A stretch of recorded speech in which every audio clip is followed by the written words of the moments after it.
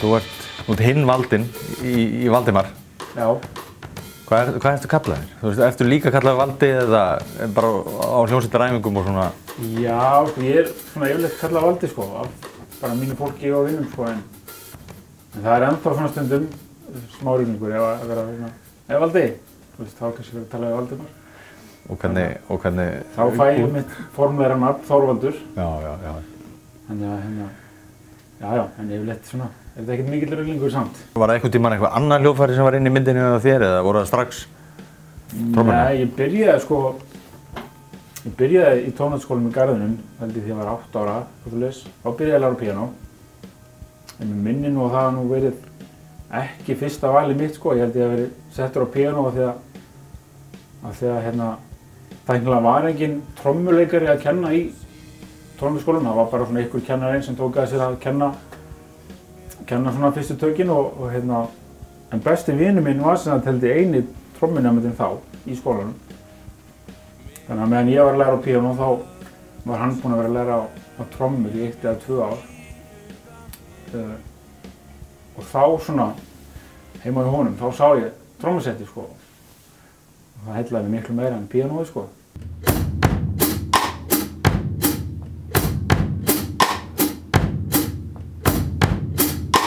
Hvernig með hlutverk trommara í hljómsveit? Þetta svona, þeir eru þarna einmitt, og oft talað þetta í alls konar popfræðum og svona, trommararnir þykja oft svona, hvað skrýtnast í bandinu, þeir eru þarna aftast og þeir bara sjá að reyndar mjög mikilvægt hlutverk að halda þessu öllu saman einhvern veginn og svona, en hvernig lítið þú á hlutverk trommara og svona trommara yfir höfuð kannski?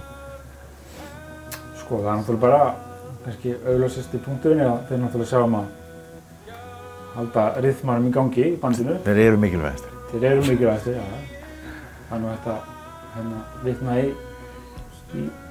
þekktan rockara hérna á bænum sem að sagði að hljómsveitin verður aldrei betri en trommuleikari. Og ég held sem mikið til þessu. Já, ok. Þannig að já, en svona mér finnst gaman að þú veist, reyna kannski að fara aðeins út fyrir kassan, eins og til dæmis með Valdimar, sko. Þú veist, ég reyni oft þegar ég er að reyna að koma upp með eitthvað beat, sko, eða eitthvað trommutakt í lögin okkar, þá reyni ég kannski oft að prófa eitthvað annað heldur en það sem þetta eftir fyrst í hug. Svona, reyna að gera þetta kannski með þessu öðruvísi nálgun heldur en flestir, það er alltaf eins og ég upplifa það, en aðrir upplifa það.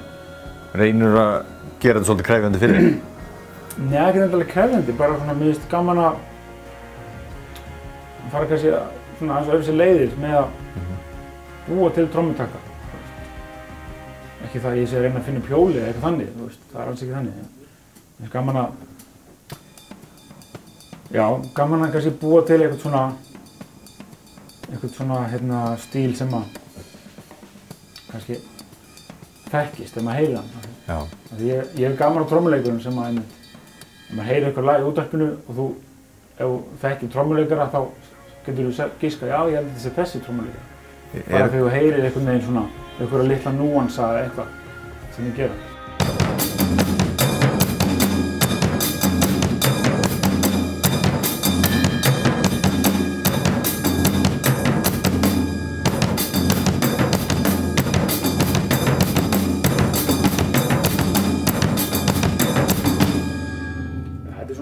Samhæfingar.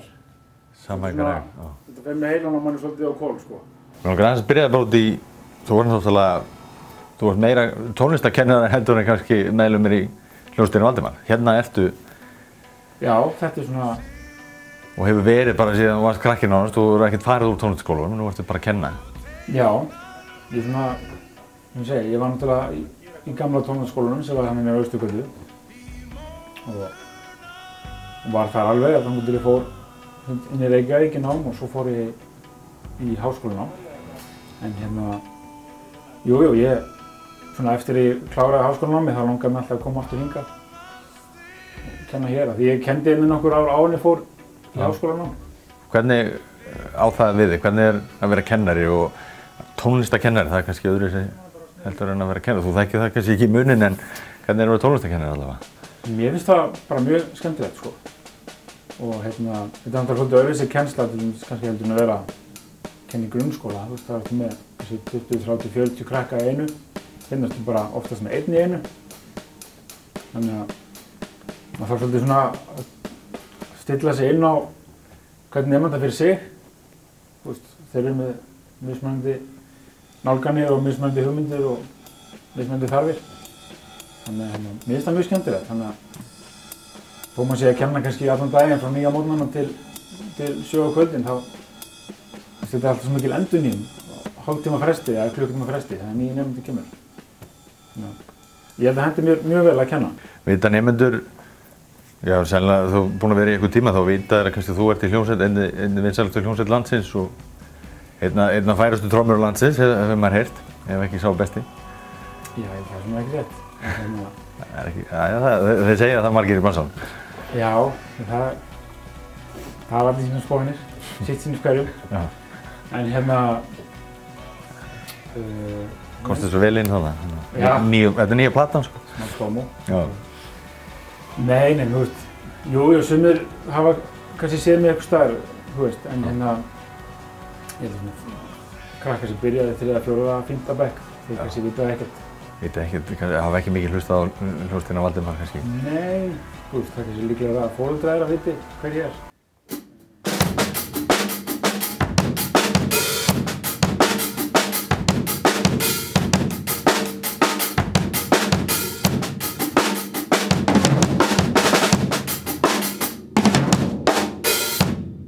Einmitt, er það ekki bara einhvern veginn lokamarkið kannski? Þú veist að komast í hljómsveit og vera með í einhverju ákveðnu sköpunarferli, stemningu og þessu svona einhverju bróðerni kannski í hljómsveit?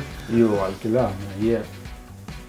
Þú veist, ég finnst ég vera mjög heppinn sko að vera í hljómsveit með þessum strákum sko. Af því þetta eru ekki bara einhverju strákar sem við erum með í hljómsveit, þú veist, við erum að hittast þeirra milli og þú veist, gera eitthvað allt annað en að tala um músík, þú veist, bara góða vinir og það er skemmtilega mórall og svona, þetta er ekkert, það er aldrei leiðilegt þegar við hittumst, gerum það.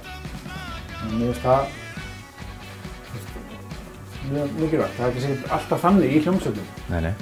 En jú, þetta ættu, þú veist, ég segi alltaf við krakka, þú veist, sem er að læra, eða fólk sem er að læra, mann læri langmest á því að spila með öðrum. Hvort sem þú hefur lært eitthvað á trommur með kennara eða ekki, þú veist, skiptir ekki öllum máli. Að hlusta á músík og spila með öðrum, maður lærir langmest á því. Og trommusetti jú, það er kannski einhverju leyti sóló hljóðfæri en samt. Við erum hjarðdýr, yfirleitt, trommuleikarar. Við þurfum fleiri til þess að fungera.